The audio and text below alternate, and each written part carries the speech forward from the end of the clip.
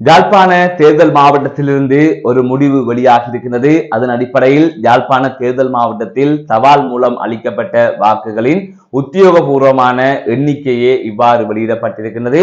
அதன் அடிப்படையில் முதலாவதாக தேசிய மக்கள் சக்தி அதிக வாக்குகளை பெற்றிருக்கிறது. இரண்டாவதாக இலங்கை தமிழரசு கட்சி இருக்கின்றது. மூன்றாவதாக அகில இலங்கை தமிழ் காங்கிரஸ் இருக்கின்றது.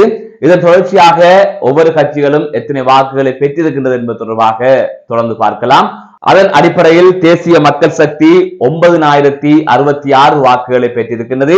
இலங்கை தமிழரசு கட்சி 2582 வாக்குகளை பெற்றிருக்கின்றது. அகில இலங்கை தமிழ் காங்கிரஸ் 1612 வாக்குகளை பெற்றிருக்கின்றது. இதுதான் யாழ்ப்பாணத்தில் அஞ்சல் மூலம் அளிக்கப்பட்ட வாக்குகளின் எண்ணிக்கையின் உத்தியோகபூர்வமான முடிவு.